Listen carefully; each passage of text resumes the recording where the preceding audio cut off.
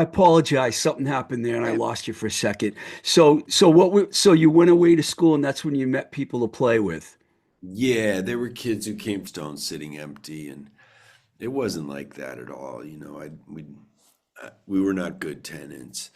Um, but I'm so grateful that we had a place to stay, and we started to get into the Boston scene, and I mean it felt magical, to be a young person in a band in Boston at that time. That was 1980, and of course, I'm sure anytime you move to Boston to play music, the first thing anybody's going to say is, "Oh, it was so much better 5 years ago or 3 years ago." Like that's all we heard was, "Oh, should have been here when the underground was happening." Like, oh man, we guess we missed the golden age. 1980 seems like a pretty good time to like get into Boston. I mean, did you go out and I mean, were you going to see bands at that time? Oh man, we are going out every night. I mean, we didn't have heat in our house, Ouch. 'cause we didn't realize that when you rented a place, you were also gonna had to be responsible for heating it. And we got our first oil bill, and it was like, whoa, we can't do this. So we just we let it lapse, and it was so uncomfortable to live there that we spent all our time out on the town, and we heard a lot of good stuff. We started to meet people, and we met Lily Dennison, and Lily turned everything around for us. She started introducing us to people, and she was the person who really brought us into Boston music, and made us feel like we had something to contribute. So at this point, was it you, Tom, and Steev? Steev, at that point, it probably was because the guy that played drums when we moved there really didn't last long at all, Nick. And we knew Steev from high school, and Steve's an incredible drummer and always has been. Unique, and just plays with so much feel. Can't say enough about how good he is. Yeah, so at that point it's Steve's in the group, and so we're a trio. And then we had an English guy who played this rack of hubcaps. He had, I think, three or four hubcaps mounted on a wooden frame, and he would beat on them with drumsticks as percussion. And so there's a little bit of performance art to it, I think, and it couldn't have been pleasing to the ear. When I think back, and it's like I'd last 30 seconds in a room with someone hitting hubcaps. That would drive me insane. But at the time, it felt like the kind of energy that we wanted. It was almost like the punk rock aspect of what we were doing came through this crashing of metal, because the songs we were playing were really grounded in 50s rock and roll, and we did a ton of covers, mostly Chuck Berry, Elvis, Bo Diddley, doo-wop, that kind of stuff. And you That's were calling yourself the Del Fuegos at that point? Yeah, yeah, yeah. We came to Boston as the Del Fuegos. So when did you bring, I know Warren told me that he came down because you asked him to come down and he had to learn how to play really quickly. Can you talk about that? Yeah, what happened was he had started going to school in outside of Boston. We were so blessed. We had an uncle who ran the art gallery at Phillips Academy, and Yeah. he made it possible for us to go to school there, and it really expanded our whole view of the world to be able to hang out with people from all around, and come because I was a very provincial guy before that, and so the worldview is opening going to that school, and anyway, so then my brother's going there, and he would come down to Boston, and we're playing it, one shithole or another, and I say that fondly, but um, he would come down, he'd get wasted. I just remember being at uh, what was the place? Not It was down the street from Cantone's. Man, man, I can't remember what it was called. Anyway, it had a kind of a long, it was like a long rectangular room. And I just remember playing and seeing my brother running and just sliding across the dance floor on this pool of beer and, and just thinking he would be great in our band. Yeah, he said he was a little over the top with his partying in the early days. Yeah, yeah. I mean, we all were, but he wasn't even close to being legal, and he definitely took it to a new place. But I had gone to see the Blasters. The Oh first yeah. time they came to first. Well, I don't know if it was the first time, but first time I was aware of the Blasters came to Boston. I went to see them at the Paradise, and I just remember standing in the back of the room watching them play, and I'm just thinking, wow, look at those brothers rock. I gotta get my brother in the band. Cool. And that was it. And so as soon as the day that he graduated, we drove our 66 Chevy Caprice um, to his school and picked him up. And he said goodbye to his friends and came to Boston and joined a band. It's like, yeah, I got a job right out of high school. I'm gonna play in a rock band, and we're Uh, gonna we're gonna be big. you mentioned Lily Dennison a little earlier, and I think that Warren might have said that she put the idea of Slash Records in your head at a pretty early stage. Is that how it happened? Yeah, I mean that makes the most sense because she was totally tapped in, and those Slash artists, they were the ones that we could relate to. I mean, when we were making friends and having fun in Boston, but musically, we didn't feel like we weren't all musically on the same page. It felt like a lot of the groups at the time, were singing in English accents and doing stuff that was more in line with like the Jam and the Clash Mhm. and Yeah. those kind of undertones, those kind of groups. Or there was, like hardcore, the SSD and those guys and Gangrene, all that stuff. Great, fun people to hang with. But musically, we were coming from different places. They weren't exactly doing Elvis covers. Let's put it that Right. way. But then when the Blasters came around, and then Los Lobos, and then X, and then Rank and File, it's like, wait a minute, these groups are completely in line with what we're thinking about, revamping American music, basically roots music, like American roots music, in the punk rock era.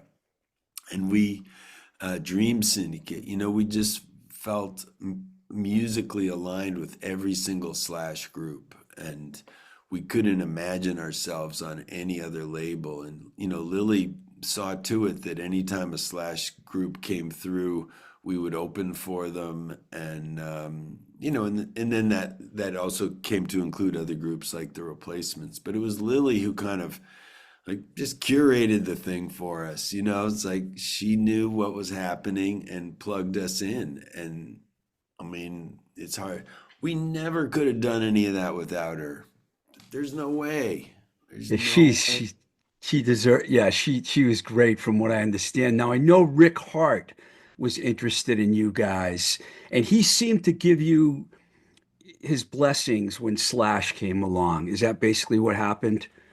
Rick was super cool, man. He didn't need to be, but he was, because we started making a record with him, because Slash turned us down several times.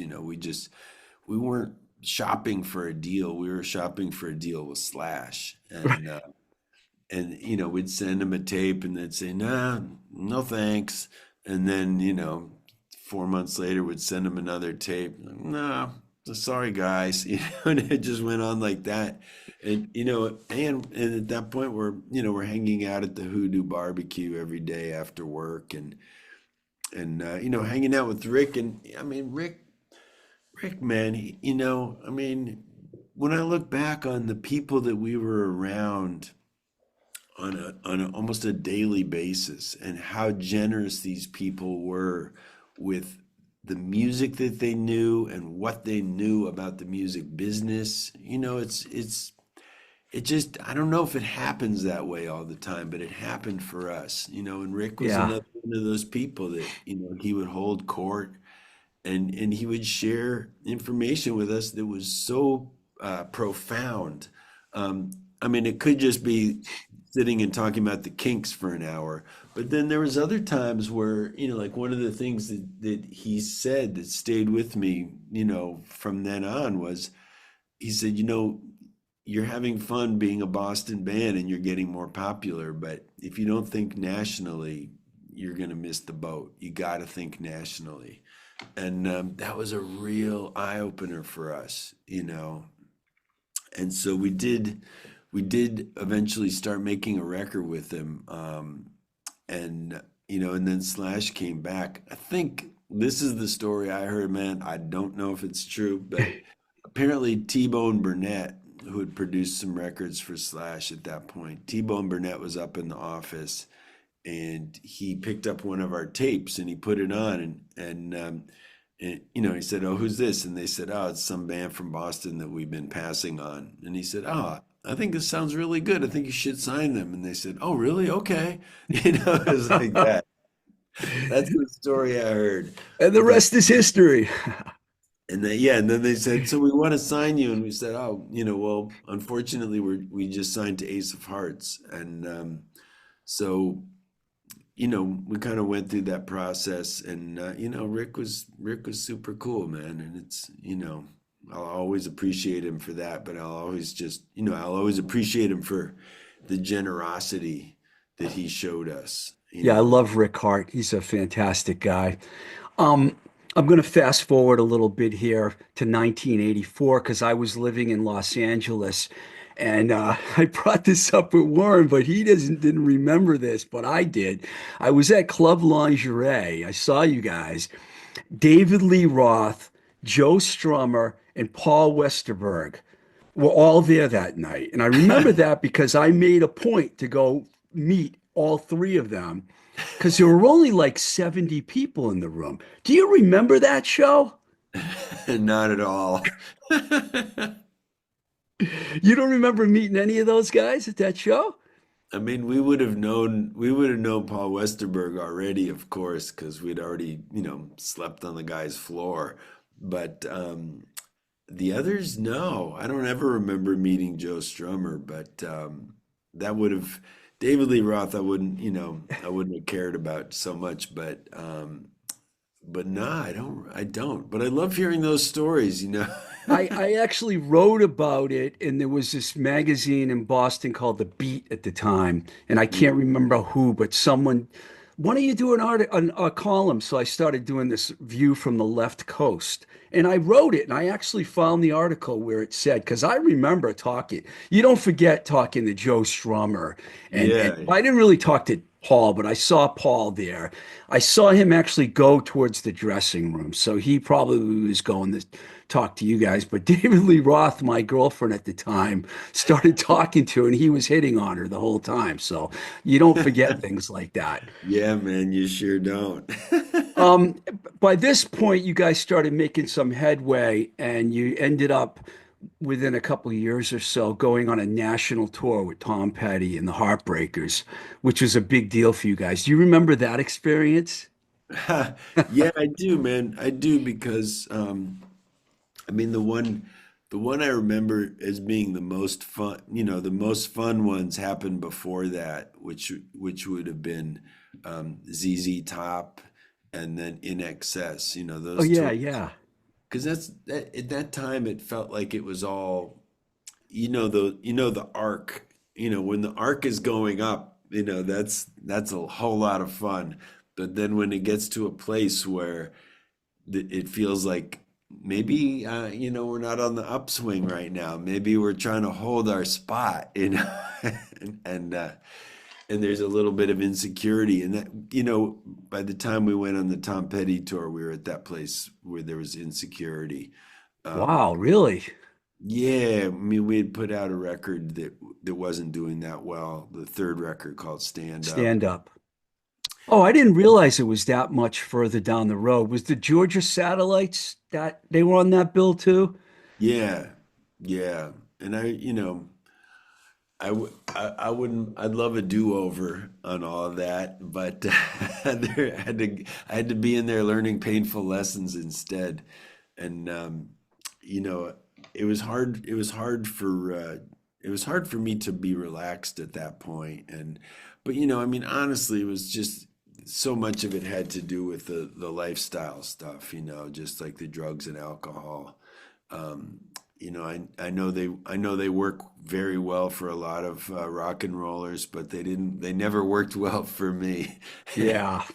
And so my 10-year run with drugs and alcohol was, entering a darker place at that time, and I was having a real hard time, connecting with what made it all fun, and connecting with other people and being a good bandmate, being a good brother.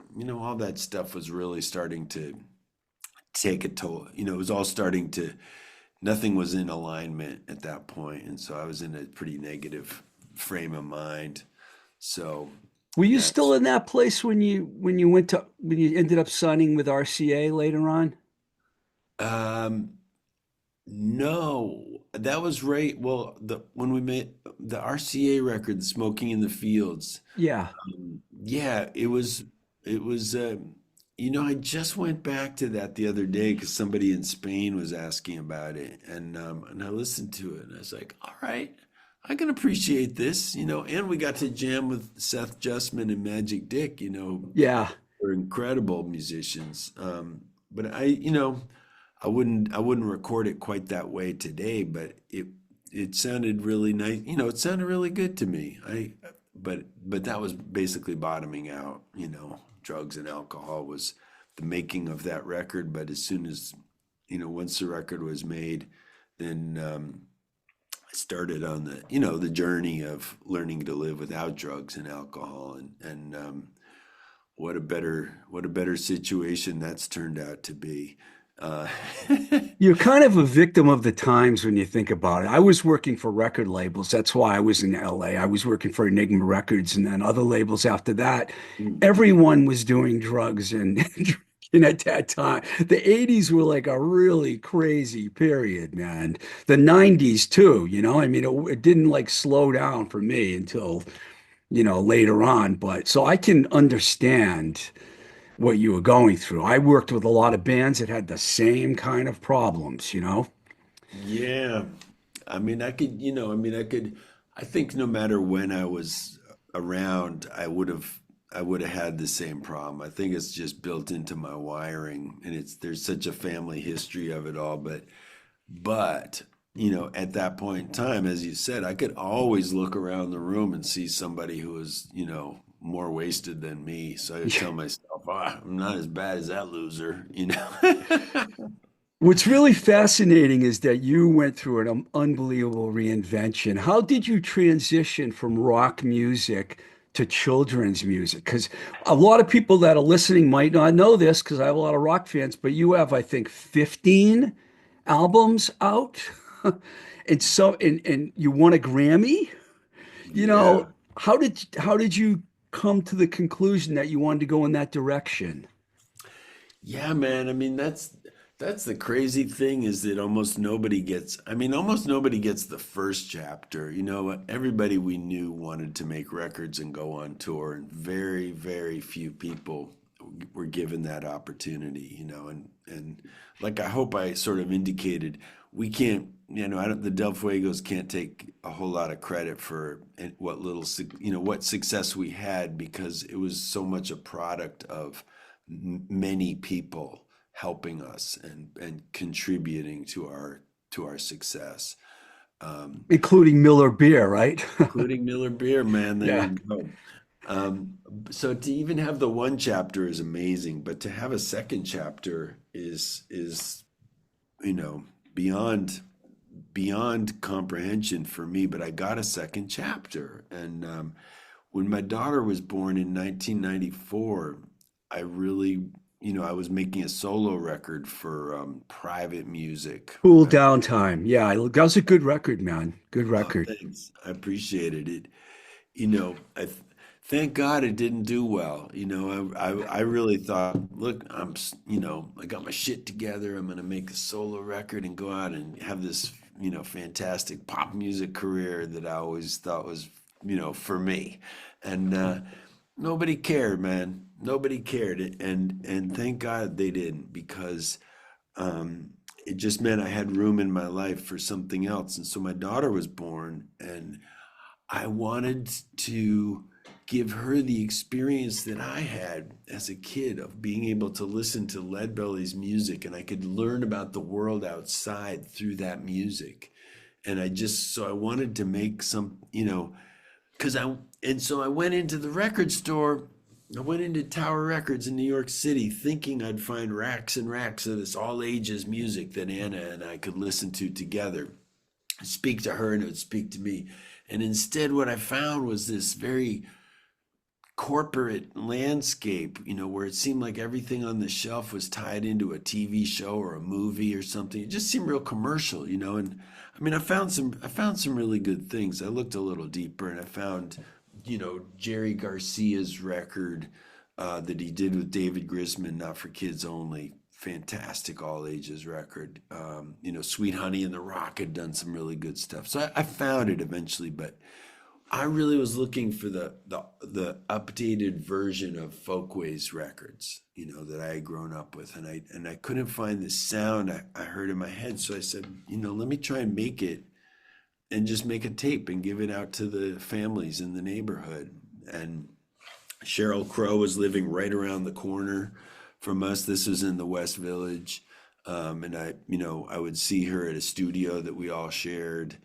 Um, I knew Suzanne Vega. She had married Mitchell Froome, who produced the Del Fuegos records. So they're in New York. So I asked Cheryl and Suzanne if they'd sing on this thing that I was making, and I wasn't trying to make a record. I was just putting songs together to see if it could even be done. Maybe it wasn't possible to have all ages music. Maybe kids had to have kids music, and grown-ups had to have grown-ups music, and grown-ups would get frustrated with kids music and put on the Beatles, and then that's it. Then we're into adult music from there on out. But anyway, so I made a cassette, and my solo record comes out. Nobody cares, but families are asking for more copies of this cassette. And I felt more creatively alive doing it. It cost me almost nothing. I'm hanging out with my friends. I did it, on an Atari 5050 half-inch 8-track. It was tons of fun to do, and I felt great about it. So I made a decision at that point that I would get off the pop music train, and I would start a label, and I would make music for all ages, and I wouldn't leave kids behind. And that's what I did. And I just, I made a decision. It took, all of 30 minutes to think it through. And I knew that Ani DeFranco had started a label. It wasn't a super common thing at that point, but I knew she had done it, and I read more about her, and I just thought, okay, I could do this. At that time, I met Peter Wright, who runs something called Virtual Label in Brooklyn, New York, and he had worked at Mute Records. And I'd take Peter out for dinner, and I'd show up with 20 questions for him, like, so Peter, what's a copyright? All this kind of stuff. And Peter helped me, and Peter's still, works with me and Claudia today. I mean, for 25 years, Peter's been helping me. So again, I'm not doing anything on my own.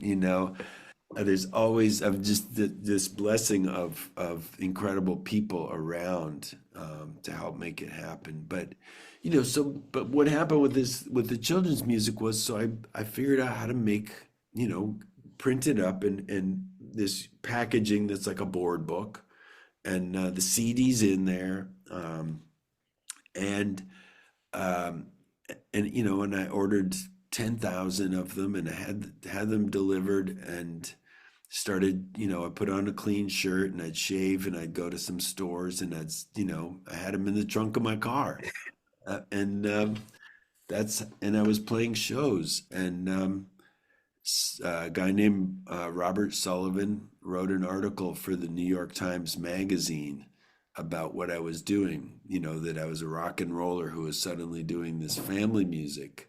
And he wrote this really, really great article. And in the space of a weekend, my life changed. I went from being a guy who was doing stuff around New York City to someone who, I was approached by Pomegranate Arts, they were also working with Philip Glass at the time. And Linda Brumbach said, I think what you're doing should be in the same venues as Philip Glass is playing. And, she put me on the map for performing. So, Fantastic. yeah, man, it's incredible. It's I have incredible. to go back for a second because you made me smile because you mentioned Sheryl Crow of my 7 million disc back there because I worked with Cheryl at A&M, and you mentioned Suzanne Vega, two of my favorite people that I got to work with at A&M Records when I was there, great people. Um, Yep. I want to also mention that this is really cool that we started this whole thing off and we can like go in a full circle here with Lead Belly, and you did a Lead Belly record and I like maybe 5 or 6 years ago. And you Yeah. did that probably because you just wanted to do it, right? Yeah, it was my first record for Smithsonian Folkways, and during the making of the record, I met Claudia, and and I knew on the day that I met her that she was the person I've been dreaming about for my whole life.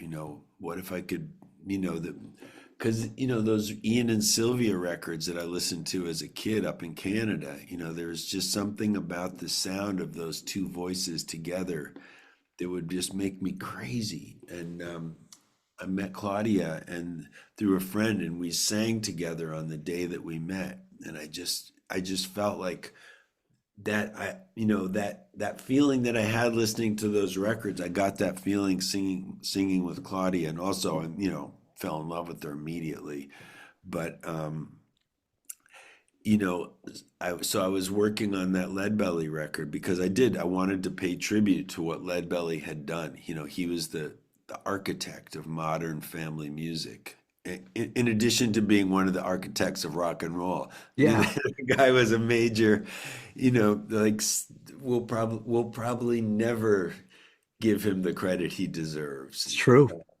Yeah, yeah, and so um, I wanted to shine a light, and I gotten to know the Leadbelly family because my brother had put on a weekend, a tribute to Leadbelly and his legacy at the Rock and Roll Hall of Fame, and so I met Leadbelly's estate and the family, and they always appreciated that I was shining a light on the music that he did for young people because in these racist times that we've all lived through, um, the prison narrative around Leadbelly outweighs so much of the other aspects of his career, and Yeah. so they appreciated that I was shining a light on that aspect of his legacy. And so yeah, so I met Claudia and making that record, and that came out, and Claudia and I started playing together, and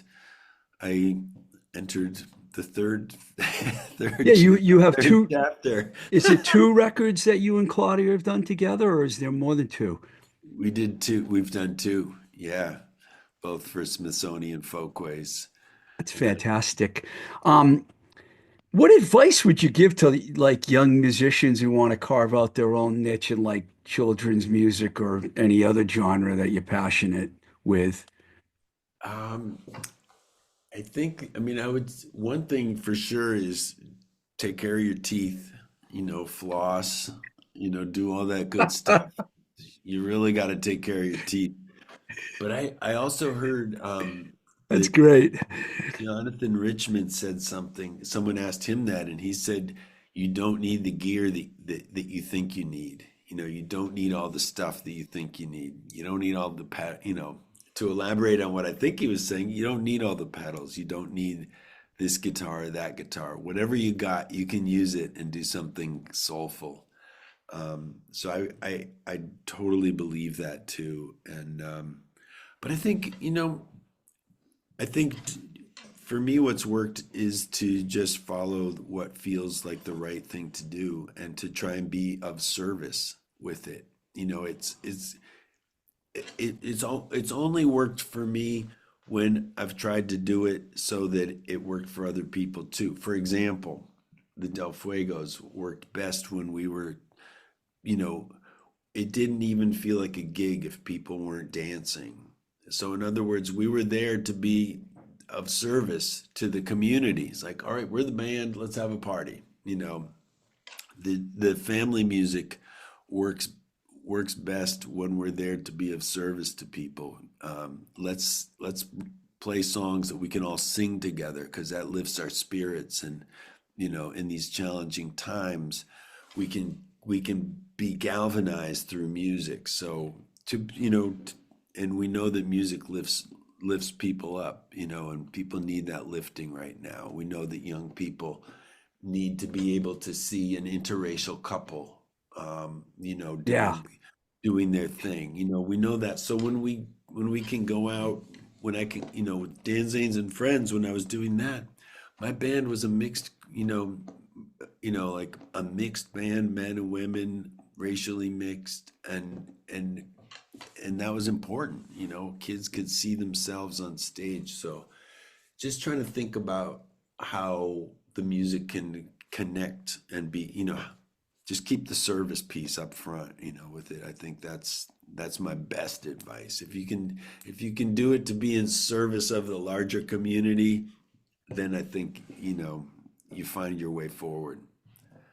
Very well said, man. Thank you so much. I really appreciate everything you've done. I know a lot of people that know Dan Zanes, the children's music guy, and then I know a lot of people that know the Del Fuegos, and you've got two fantastic careers here. So that's great, man. Thanks for Uh, taking the time. Thank you, Steve. I appreciate it, man. It's been a real pleasure. My brother said it would be. Awesome. Thank you. All right, brother. Thanks.